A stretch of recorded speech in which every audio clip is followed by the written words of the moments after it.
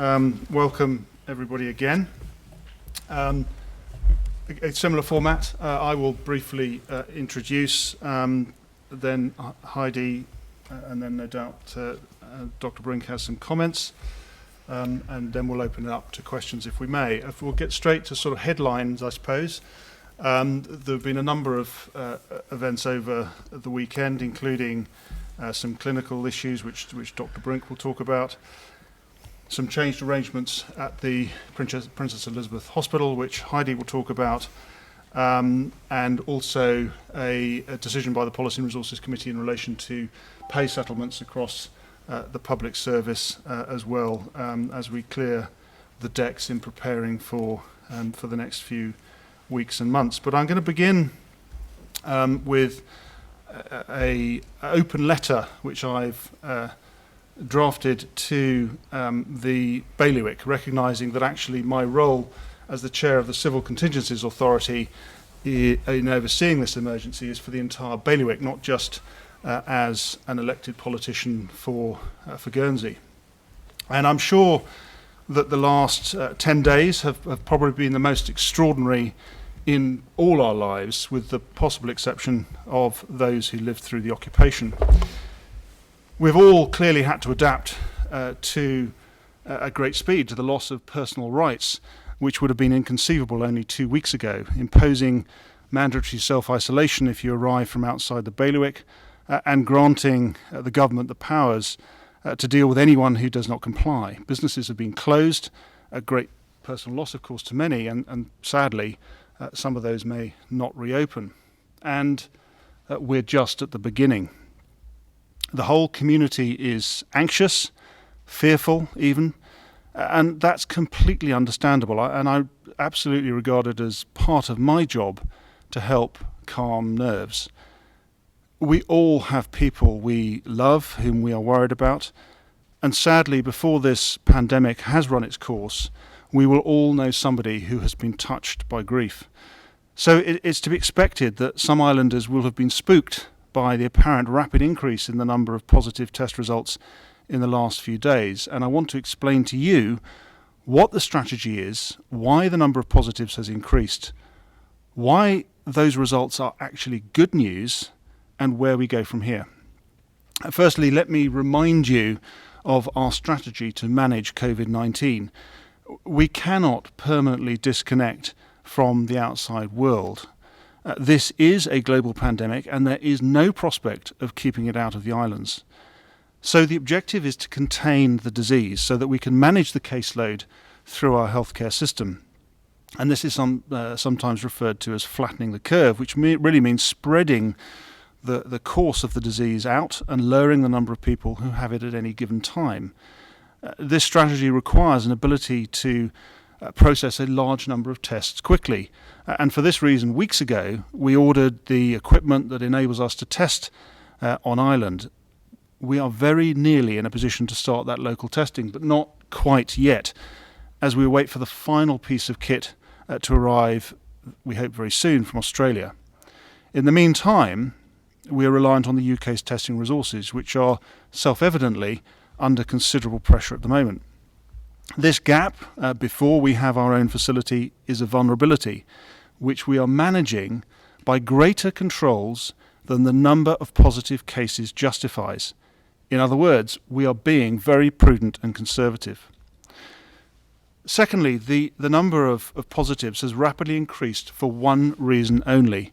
The testing centre we were using in the UK became overwhelmed, which introduced significant delays to tests being processed and even threatened them continuing. For a few days, we had no new information, and we were, in a sense, flying blind. So we decided to tighten our controls even further and earlier than others around us by, for example, introducing mandatory self-isolation for those travelling to the bailiwick. Deputy Salisbury and I made extremely robust representations at ministerial level to the UK government regarding this situation, and thankfully a new testing centre was identified for the bailiwick to use, which has been working very well for us since.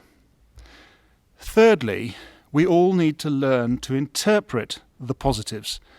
The ones reported since Friday contain, in fact, very good news. Why? Because none of the cases provide any evidence of community transmission or seeding. In other words, all the cases involve those who have returned from travel outside the island.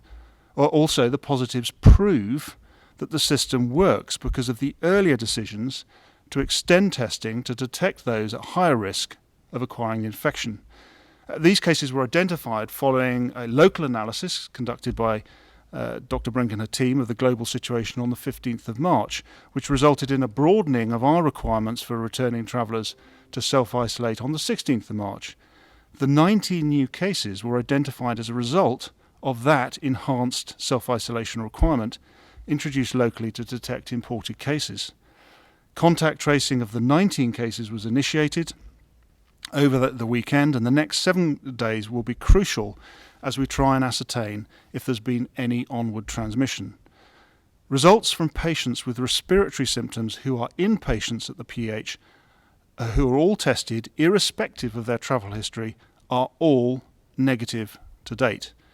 This means that from the evidence we have, it indicates that we still remain in the contained phase of our plan, which is to isolate cases, undertake contact tracing, and quarantine the close contacts. Finally, where do we go from here? The next few days are particularly crucial. Although community transmission is inevitable, it is the rate of community transmission that will dictate the measures we need to take. If we get evidence of community seeding before we have our full testing program up and running, for example, if we detect a case of the virus in a hospital patient who has not recently travelled and has not been in contact with another known case, we will almost certainly need to tighten further controls on the community. Now, the public are on a spectrum of opinion. At one end, there are those who wanted the island shut down on the 1st of January, only allowing out those in full hazmat suits until a vaccine is produced in 18 months' time. At the other end, there are still those who think that this is an overreaction to a bad case of the flu. Neither group is right, although as the small number in the latter group ignore public health advice, the former group are more likely to get their way, and I will return to that a little bit later. We've all seen full lockdowns in a number of countries, including France, Spain, and Italy. As people see this happening elsewhere, of course, a number have inevitably taken to social media, email, and phone to demand that we do the same in Guernsey and that we do it now, particularly following the increase in the number of reported positives in the last 48 hours or so. And let me explain why that is not the right step, at least not at the moment. If we did so, we have absolutely no idea how long it'll be for. A couple of weeks would probably be fine, but we cannot hope to shut down our entire community for, say, the next 3 months. And it could easily be that long, given that we're only at the beginning of this. Seeking to self-isolate the entire community for that period would present a huge enforcement issue with limited resources.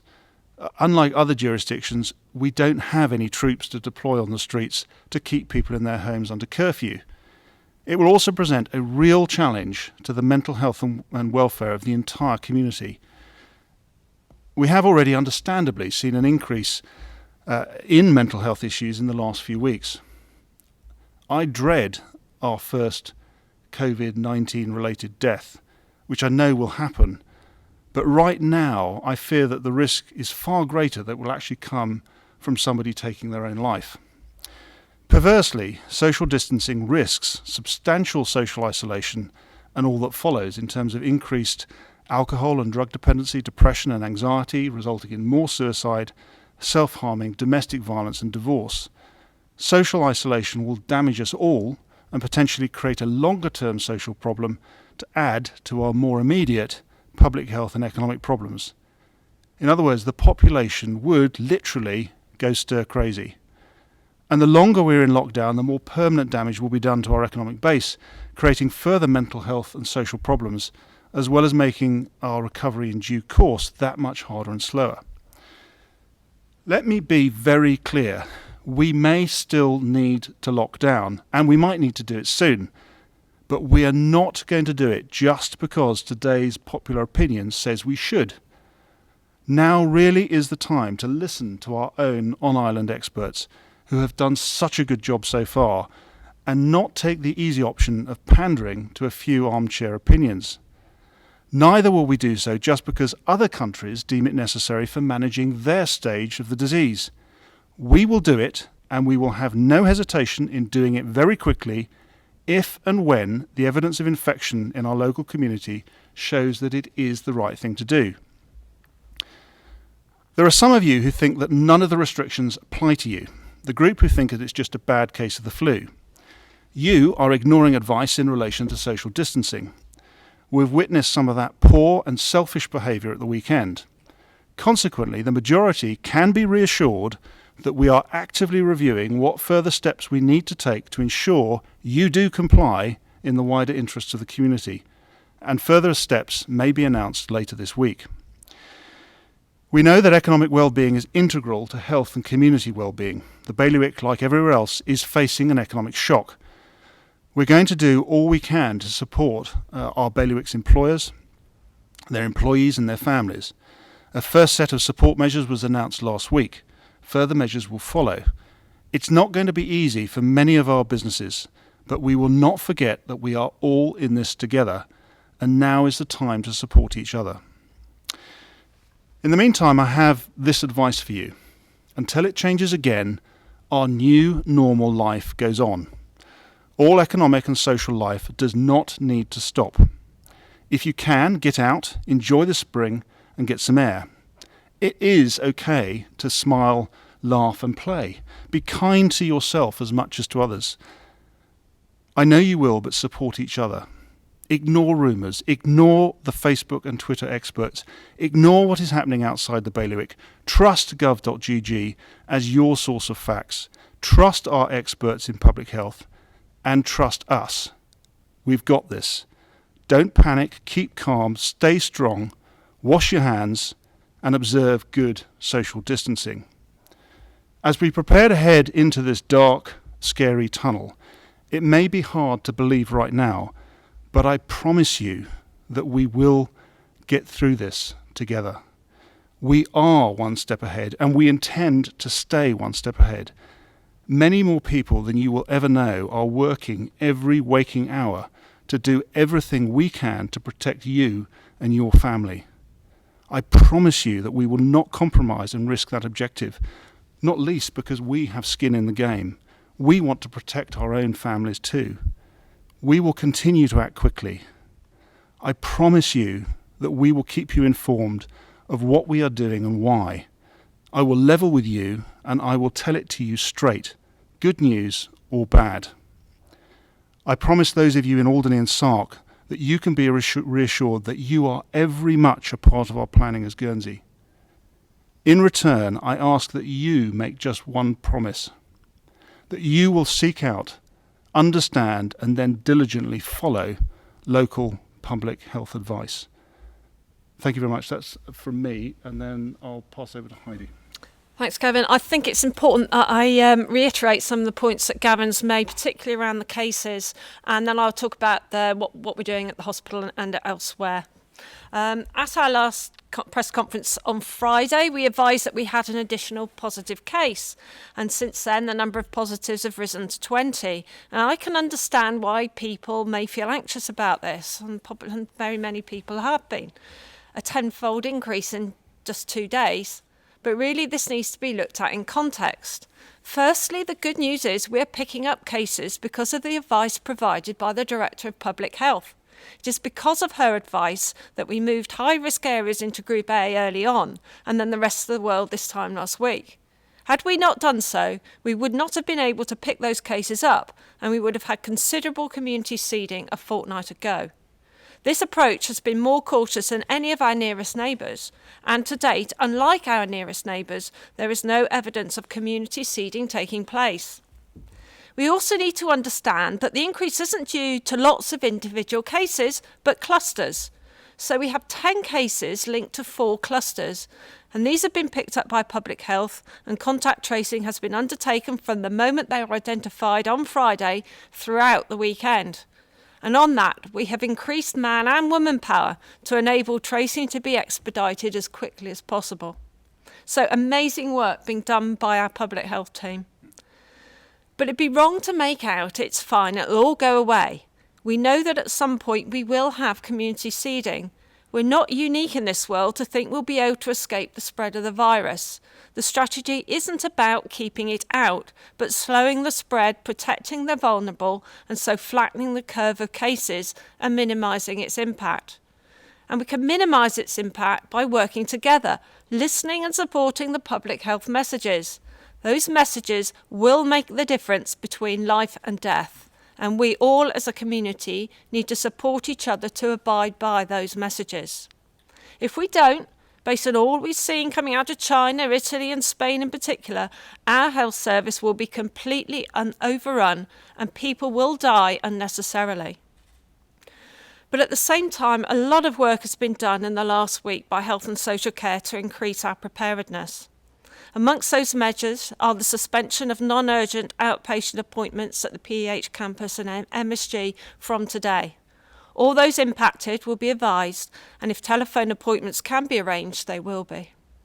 Unfortunately, despite requests to minimise contact with inpatients at the PEH, we've had to suspend all visits other than to those on Loveridge and Fossard wards and patients receiving end-of-life care. Those wishing to visit these patients should contact the ward manager in advance. The same arrangements will take place at the Mignot Memorial Hospital in Alderney. The number of entrances to the PH will be reduced in order that flow can be controlled, and there'll be more information on that shortly. And finally, work was completed this week to convert the day patient unit into a hot ICU ward for those people with COVID-19 and will be accessed directly from the emergency department. All these measures follow the HSC and MSG contingency plans, and more changes will be announced in the days ahead. Everyone in health and care, both HSC and its partners, are stepping up to the plate right now, and we need the community to work with us, to listen and abide by those public health messages, if we're able to manage this crisis in a controlled and manageable way. We can do this, but we can only do this together. Thank you. Great, thanks Heidi. So, Nikki, that's a bit of an update from you. Thank you very much. So, as I'm sure you're all aware, we're now up to 20 positive cases, as Deputy St Pierre and Deputy Salisbury have said. We've had another 2 negative cases up overnight, so we're now up to 261 negative cases, and we've still got some results outstanding. However, most of the results outstanding now are from patients that were sampled over the weekend, so we really are getting on top of the testing situation, which is hugely encouraging. Now, as both Deputy St Pierre and Deputy Salisbury said, is 18 new cases over the course of the weekend seems a lot, but it's absolutely what we were expecting. We were expecting to see more cases. On the 16th of March, we changed our areas of travel which we considered to be high risk. We did this because we looked at the data in those areas and we were concerned with both the number of cases in those areas but also the rate of increase of infections in those areas. So for that reason, we included those in areas that we wanted to screen symptomatic people if they'd travelled to those places. Really important because it enabled us to get hold of the positives. From our perspective, it goes back to our management of cases. So it's the detection of a case, it's the immediate quarantine, and it's that contact tracing. So when we got the results on Friday evening and Saturday morning, is we didn't wait until Monday to start the whole process. Is we had an entire team come in. So we had 14 people working on Saturday and 10 people working on Sunday for about a 14-hour day. And we went through every single contact, every single case, identified their contacts, and very soon we will be able to see that we actually had 4 clusters. So these were people that had socialised together whilst away, and that was really reassuring as well. So the whole process of looking at the epidemiological data, defining areas at risk, and then saying, okay, those are geographically close to us, we're concerned about what's going on in those countries, then saying we want to screen people, symptomatic people coming back from those countries, rapid detection of cases within those cohorts of individuals, and then contact tracing and identifying of clusters. So it goes back to what we expected to see. So from our point of view, that was something that we it was just, we went into our processes. We had a huge amount of help. The environmental health team came in to help. The Health Improvement Commission sent a member of staff to help. So these were all people that had been trained in contact tracing. So we said, right, we've got these cases, and called everyone in to help us. So it really rolled out as we'd expected to do. Over the rest of today, we'll be putting out some more guidance, and we'll be putting out guidance on what we call shielding. Now, some of you might have heard the concept of shielding, and that is guidance specifically for our vulnerable population, and we're advising them to self-isolate for a prolonged period of time to protect their own health and well-being. So that guidance will be coming out later today. So we're continually looking at what we can do to protect our communities, and not only with the identification of cases, the contact tracing, but also looking at what other policies we can do proactively. So it's balancing all of that together and trying to stay ahead of the curve. And I think from our point of view, that's the most important thing that we want to do for now. Great, thanks, Nikki. Anything from you for over the weekend, Rory? Just to reassure the public that anyone coming into the bailiwick, whether that's into Guernsey or also into Alderney from any other jurisdiction, is being met by officers from the border agency, and the appropriate documentation is being given with those individuals to go into isolation. So that system is working very effectively on a daily basis. The only thing was there was some social media over the weekend of a particular incident outside a licensed premises. I think that was a classic example of irresponsible social media comment by certain individuals who posted as if they knew the facts in a case, and it was quite wrong. So I would just encourage the use of social media appropriately is really valuable. And as the Chief Minister says, it's about looking after each other and mental health and well-being. But please don't misuse it, and don't put information that is factually incorrect out there, because it just sends out totally the wrong message, and ultimately the people who post it will be proven to be wrong. So use it responsibly. As far as law enforcement and policing is concerned across the island, it is unaffected, and we are working 100% to support our colleagues in health, who we understand have a huge task, but anything that we can do to support them, we will continue to do so. Great, thanks, Rory. Okay, so we'll open it up to questions. Who wants to begin? Were there any arrests or charges made over the weekend with respect to people not following the guidelines that were put out on Friday about pubs closing? There is one investigation which is ongoing. I can't comment in respect to not adhering to the new guidelines, but other than that, the other matters we dealt with were for individuals rather than anything linked to a particular premises. How would you say it went? How would you say the public response has been to this? Because it was very short notice. How did people respond? I have to say the response of licensees and the hospitality industry was superb. They cooperated fully, other than, as I said, there is one investigation that we're looking at. There were also some minor issues around specific premises that moved into the Saturday, and when we discussed with particular licensees, they erred on the side of caution. They erred on the side of keeping the public safe and shutting their premises rather than allowing exposure to potential contact between individuals in confined spaces. We did some work on Saturday night with licensees who did remain open, and our licensing liaison staff were out talking to licensees, and clearly they didn't have many people in their establishments, but the ones that were open were adhering to social distancing and doing everything they could to keep their customers and clientele safe. So the response from the hospitality and licensing trade has been superb. Good. And next question. Yeah, we're just saying the new ICUs that you're setting up, how many beds is that going to have? Are you able to say? Well, it will depend on the number of cases we have. I mean, it's difficult to say right this moment, but we're just making sure that we've got the whole area prepared for it. So it will depend as and when we get the demand. Are you actually modelling it in any way at all, trying to predict what might happen based on where we are at the moment? Yeah, but Nikki can talk about that. Yeah. So, yeah, we have been modelling it. It's using a number of scenarios. So you can use a reasonable worst case scenario, you can use the most likely model, but a lot of the modelling that you look at hasn't looked very closely at the mitigation And what I've been really keen on from early on is to look at the mitigation and push that mitigation as hard as I can to flatten that curve. So a lot of the modelling looks at in the absence of any mitigations, and some of that looks really, really concerning. But if you then look at putting on how you can flatten that curve, so that's then a combination of your social distancing, that includes school closures, includes identification of cases, it includes contact tracing. So all of that together, what we're hoping to do is flatten the curve with that. And putting all of those factors together, you might be as effective as 60%, as reducing 60% of ongoing transmissions. And this is one of the reasons why we've been so keen that people listen and follow all the guidance we're giving on mitigation. This is serious, and the community needs to understand that this is serious, and it needs all of us to take responsibility, because all of our actions could cost other people lives. And I think that's really important that we take that on board and we try and flatten that curve as much as we can. We've gone for mitigation really early. We've had a very cautious approach. We think it's the right approach for the bailiwick.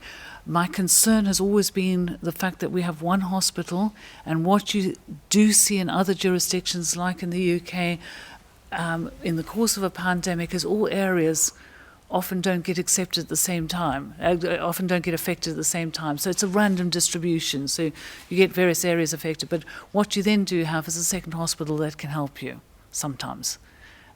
We know that's absolutely not the case for us, which is why we've gone so early and so strongly with mitigation.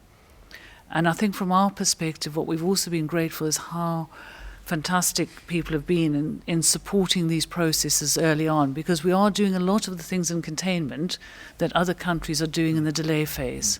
So we're moving quicker and faster, we're moving faster than a lot of other jurisdictions. But I think it's justified, bearing in mind our local situation. And this is the really difficult part for the local population, because of course they're seeing all the jurisdictions around us in the next phase taking steps which they perhaps don't understand why we're not taking here. It's because, and it's understanding, having a big picture of what the strategy is and where we are in it is really important. And making sure we're doing the right thing at the right time. Yeah. But we're absolutely prepared to accelerate if we feel we've got any indication to accelerate. So we've always gone early and very proactively with regard to the safety of islanders. And we'll continue to do so. Next question. With tracking people when they've come back and they have to be in self-isolation for 14 days, we've had several individual stories of people who have not been following that. And obviously there's a certain amount of public health pressure, social pressure for people to follow these rules, and that's what you're impressing today. Yeah. But what are you doing? Are you getting reports, and are you following them up from a legal point of view to impress just how serious this is? So basically, we're first of all, one of the people that we were told was breaking self-isolation, absolutely reliable story. We happened to be talking on the landline to that person at the time, doing their safe and well check. So everyone who goes into mandatory self-isolation, who gets a letter on arrival into the bailiwick, we do a safe and well check on them every day. And if they don't answer their phone, we send the police round. And I sent poor old Rory's officers round to 2 people this weekend, both of whom were at home, but their mobile phone had run out of charge or something like that. So the first thing I would say, it's important to get accurate data. But if people are breaking their self-isolation, this is a mandatory self-isolation. There is a letter that people get in when they come into the island that this is a requirement.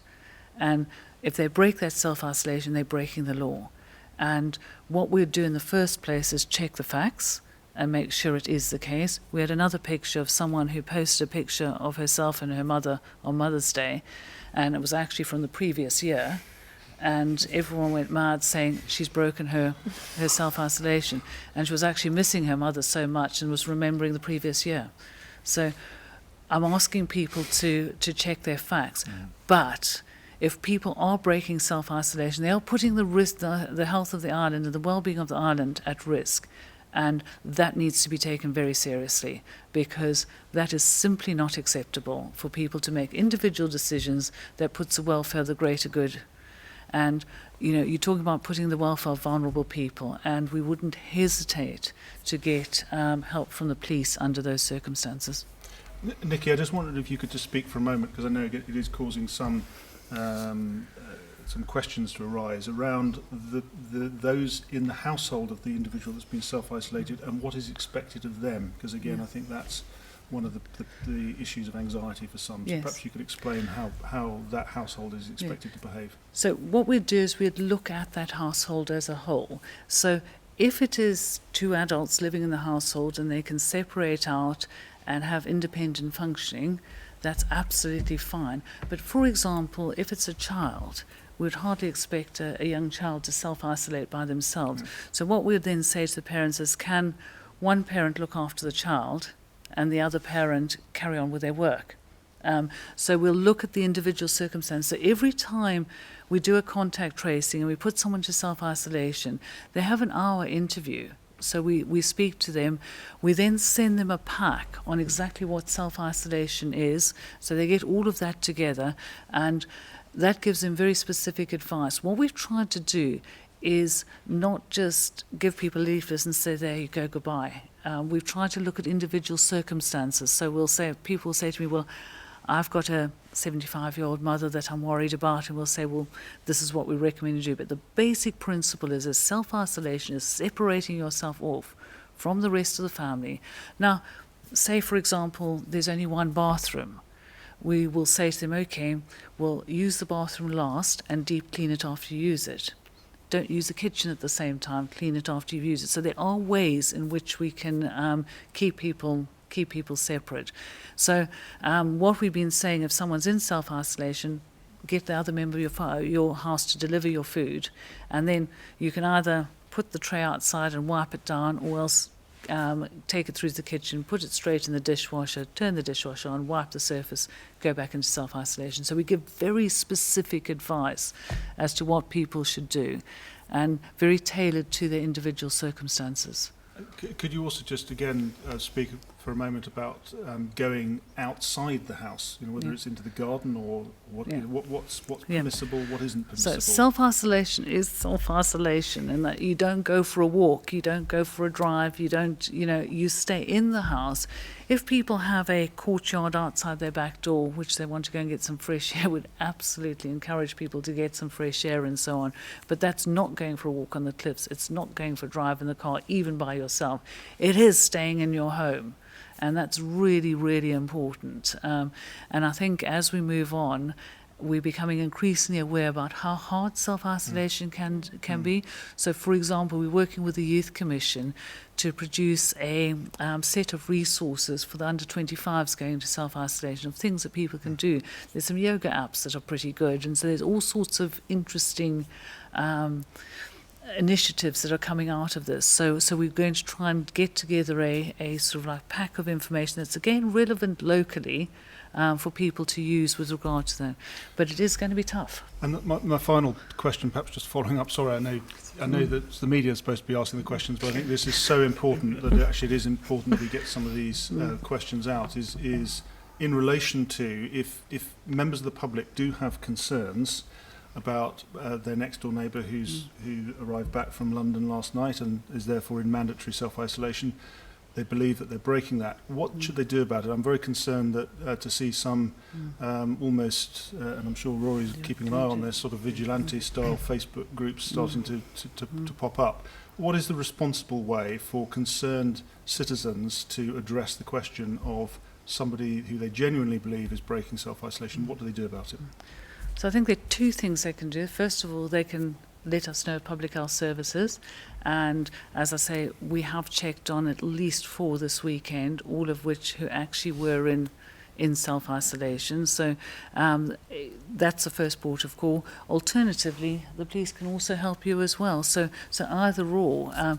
We'd always try and take a public health approach in the first instance, work with the community, but if people are breaking their self-isolation, we won't hesitate, because they are risking everyone else in the community. Great, thank you. Next question.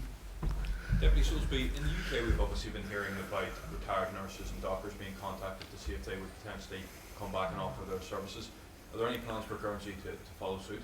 Yeah, absolutely. There's a lot of work going on behind the scenes, looking at how we can get more people back into the workforce during this period. We're actually getting people volunteering to come back without even needing to put out a call. That's why so many people, and particularly those in the caring professions, are seeing what's happening, that's by their nature want to come and help. So in many ways we haven't needed to, but we will be looking at seeing how we can help people come back and join the workforce, give training that is essential for what we need now. You know, it won't be like the full back to work training that we might ordinarily do in normal circumstances, but it'd be just so as we can ensure people, we've got those with that background and knowledge that could really help us now. So yeah, absolutely, and there'll be more information coming out on that in the next few days.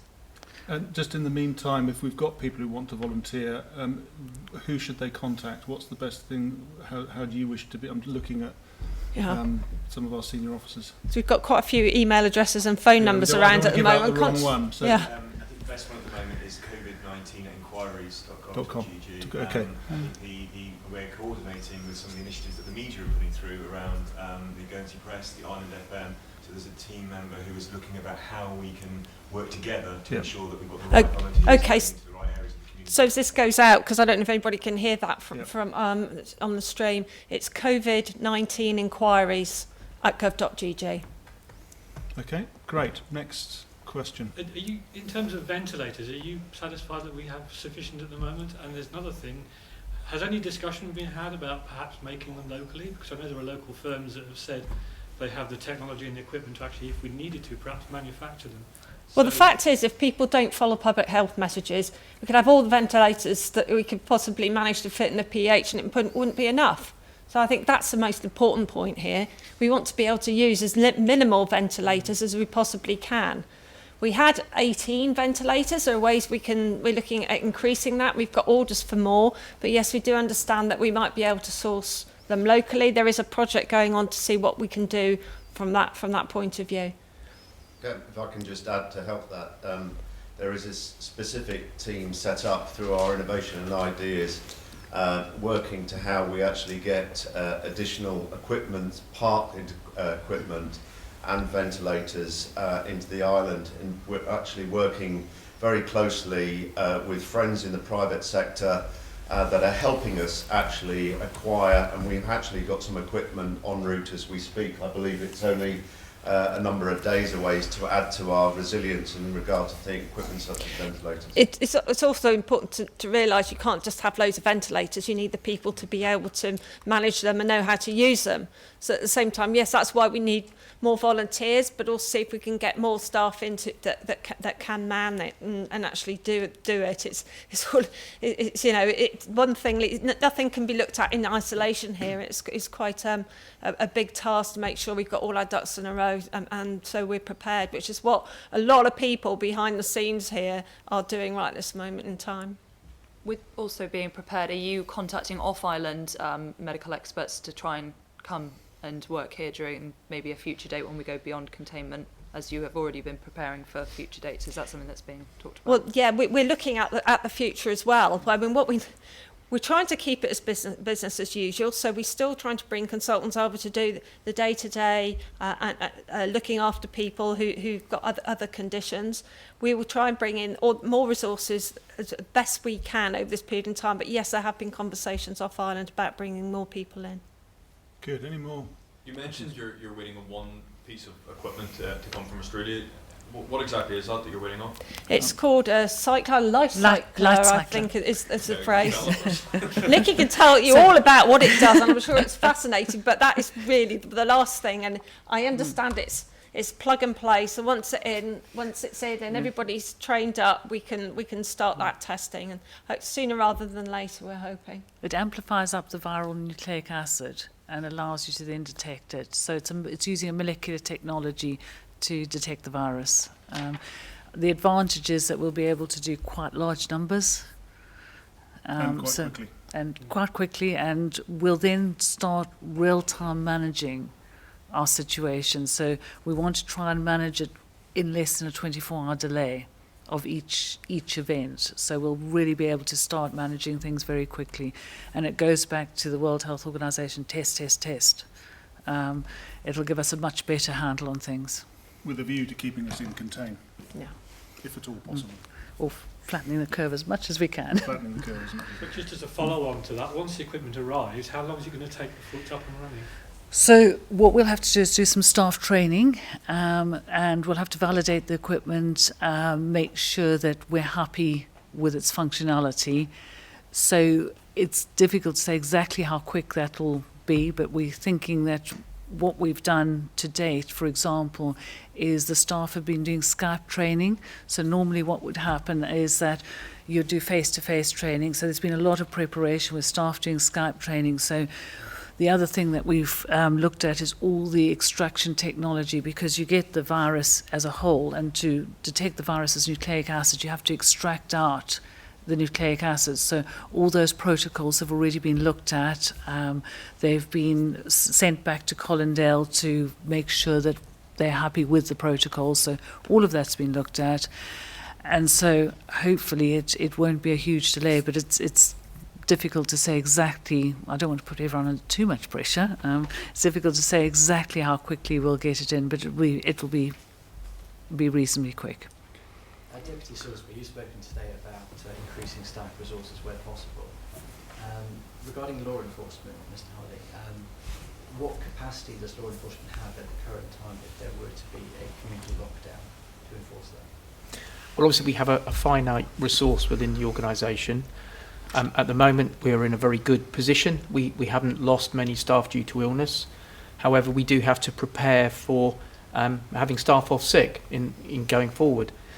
We are already looking at what our priorities will be, so we can focus staff to ensure that we keep the population of Guernsey, Alderney and the other islands safe. So some of our normal business, I'm sure, will fall away. But we are quite confident that we have contingencies and plans to ensure that the safety of the island is maintained. But I think it's a really important question. It comes back to, if you do need to lock down, when do you do it and for how long for?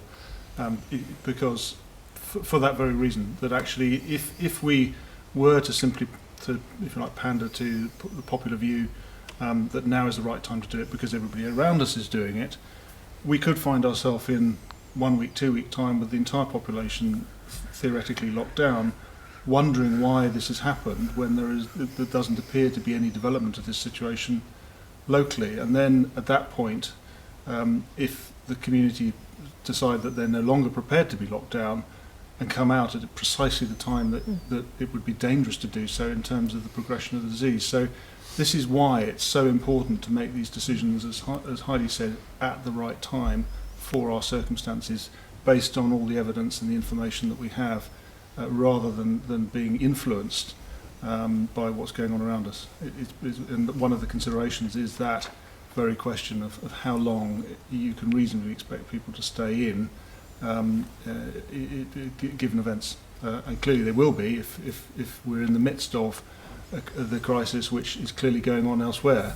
We're not at that point, and therefore it would not be a sensible request of the population at this point. Is that fair? Yeah, absolutely. And I think, if you lock down, is it 2, 3, 4 months? It would be a prolonged period of time. And I think it's really important that we do the right thing at the right time. We're trying to provide as much evidence for each decision-making process. We're not going to get it all right, but we have erred on the side of caution. And will continue to do so. And will continue to do so, absolutely. Next question. A slight change of pace. I know with a press release that went out 11, you also said that you're increasing the rate of pay for nurses. Can you explain the decision in that? Yeah, I mean, clearly there's been an ongoing discussion of nurses' pay and for some time, and it hasn't reached a resolution. And our view is we just need to crack on and get that into the pay packets of that particular pay group. There are one or two other pay groups that we're also settling as well, implementing a pay settlement. And that, as much as anything else, was a decision by the Policy and Resources Committee as the employer over the weekend. really, as I said at the beginning, in terms of wanting to clear the decks of all these issues that have sort of been hanging around, so that we can concentrate on the challenge at hand. The reality is, as we look at pay negotiations for the 2020 for other pay groups, and indeed heading into next year, we have no idea where we will be in terms of our economy, our public finances, and so the decision has to be, the only reasonable one on the behalf of taxpayers is we have to pause everything else in relation to other pay groups. But given that this issue, particularly for the Agenda for Change pay group, which of course includes nurses, had been outstanding for such a period of time, it seems unreasonable that they should be left hanging. Particularly, of course, they may have partners who are themselves experiencing financial stress if they are elsewhere in the economy, and recognising also that this is an incredibly important. The healthcare profession right now is an incredibly important profession at any stage, but clearly the community is going to be calling upon them to an extent that perhaps hasn't happened for many years.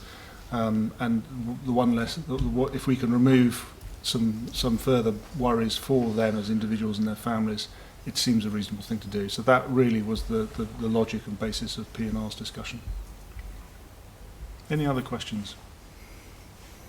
I'll go again if that's okay. Yeah. I know you've said that other measures are coming for financial help for businesses. At the moment, we're getting a lot of individual examples of where particularly self-employed and small businesses are really struggling. Can you allude or give us an idea of what might be coming to help them, because they seem to be a little bit in a forgotten industry at the moment? Well, I can assure them that they are not forgotten at all. Obviously, again, a lot have contacted either me or others directly. Deputy Lyndon Tross, as the Vice President of Policy and Resources, has been given the task of leading that work in relation to the economic crisis, and also thinking about the recovery from that crisis as well. So that we need to be already thinking about that, even though we don't know how long it's going to be. So again, a lot of work has gone on over the last few days since I made that announcement in the Assembly last Wednesday, including over the weekend. A lot of engagement with both individual businesses and their representative groups, Chamber of Commerce in particular, and others. So there will be further. I can't give you the detail of when or indeed what's in it, other than give you the reassurance that it is a priority. It's a separate set of priorities to the public health ones, which are obviously those of very pressing concern, but we also do recognise that the economic crunch that is being felt by many individuals and businesses is now very real and needs to be addressed with as much speed. Can I just build on the aspect from the health point of view? We've had contact from lots of different businesses saying they don't know what to do when it comes to social distancing and dealing with customers. So we can't answer for every single business out there. So what we have done is provide some guidance, which is on gov.gg coronavirus, setting out just advice for different sorts of businesses about what they need to think about, how they make sure that there is social distancing, how they deal with customers and how they can rearrange their premises. And so it's if people are concerned they don't know what to do, that's a place to go. And again, it goes back to the point that I made first thing this morning, but also last week, that this sort of new normal state that we're in, that new normality, does not require an entire economic shutdown. So businesses do need to take advice and look at the public health advice and make those judgments for themselves as to what's safe for their employees and their customers. But very much it's not a direction. The public health advice has not been a direction that every business needs to shut up shop. Again, it very much a case by case in terms of sector by sector has been the approach so far. Any other questions? There have been 18 new positive cases since the previous press conference. Could you say in summary, Dr. Brink, what their condition is health-wise? They're actually all doing really well, so thank you very much for asking. They're all doing very, very well, and none of them are inpatients. So we've been very encouraged by that. And if you look at the average, as we'd expect, round about 10 to 15% to be inpatients. So the fact that we're not seeing numbers of patients with COVID-19 as inpatients is really encouraging as well, because it sense checks our figures in the community. Because if you calculate 15% being inpatients, and we've got 20 in the community with no inpatients, both of those figures align with each other. So all the time, every single bit of data we put out, we then go and say, does this make sense? And I think that's really important, that we say, well, here's our data. Does this ring true, or should we be concerned? And then when the team meets every morning, we look at our data, we look at the areas, we look at the information we've got, and we try and make sure that it's as accurate as it can be and that it all aligns. And again, just really re-emphasise a point again that I was seeking to make earlier about this seeking to understand what the positive results mean, and that is it is very easy in human nature for all of us to default to focusing on the raw number, but understanding the background to that, and that of course is where the experts come in. None of us in this room, apart from Dr. Runker, are really in a position to interpret that, and so again, this is where the armchair and keyboard response to what is perceived as being a rapid increase in numbers is so terribly misplaced if you don't have the context, and that's why it's so important that we continue to be transparent and explain every movement that might cause concern such as this one. And regarding mental health, Deputy St. something you've mentioned this morning, obviously a lot of community services, particularly those that are going to serve the elderly and vulnerable, are going to have to cease temporarily, I'd imagine. How can the state support them to adapt, or services which are dependent on physical contact?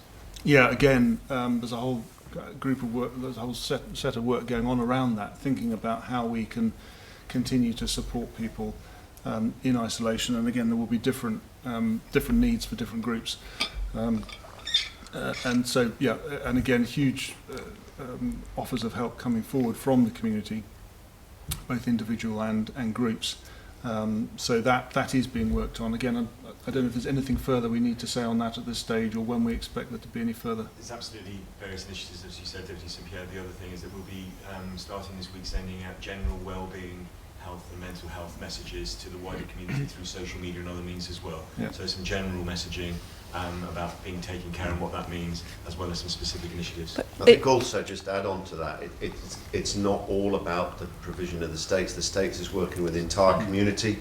So we have a specific work stream group which is about our community. They've, for example, reached out and working with the Association of Charities and other bodies that are actually helping us to say, how do we all work together for best effect to support our community? So a whole tranche of work is going on in that particular area. Yeah, in other words, just for on the stream, I don't know if people can pick it up online. It's about government facilitating those initiatives.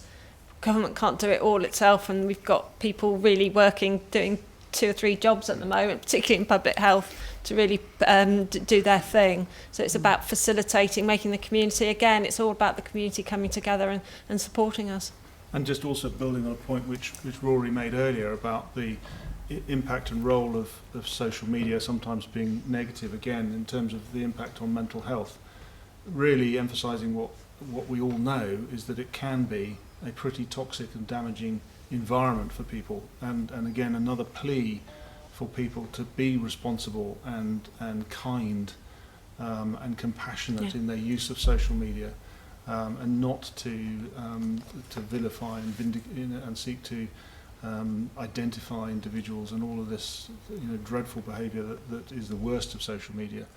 It can be, as we've said earlier, a very positive and useful tool, particularly for people in self-isolation.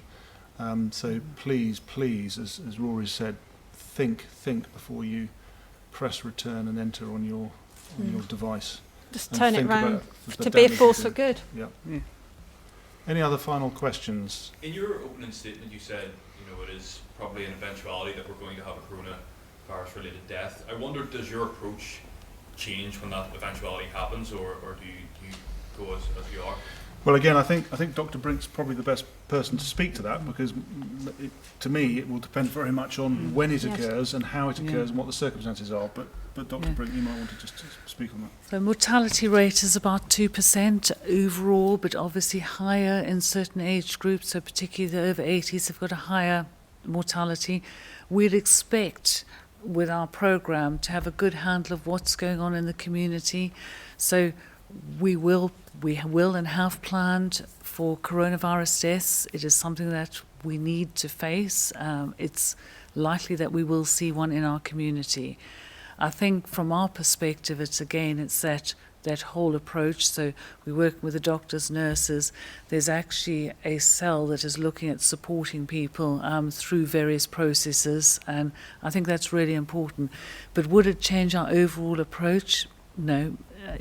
Our approach is a cautious approach, which we factored in both admission to the hospital, admission to critical care, and unfortunately death as well. Okay. It's changing for the evidence that in front of us. So that's when we change. When we see community seeding, that will might change how we deal with things. If we see behaviours in the community that are going against all the public health messages to try and limit the impact, then that's why we might make changes. It's always about what's going on, what the evidence is at any one moment in time that justifies the new decision making that we need to look at. That's going on constantly. Good. Time for one final question, if anybody wants one. If not, I've read heard a lot of stuff over the weekend about people claiming they have ways of either mitigating the effects of the virus or preventing it, gargling salt water, drinking hot drinks, taking hot showers. It all sounds like nonsense to me. But I wonder if you could comment on. Yes.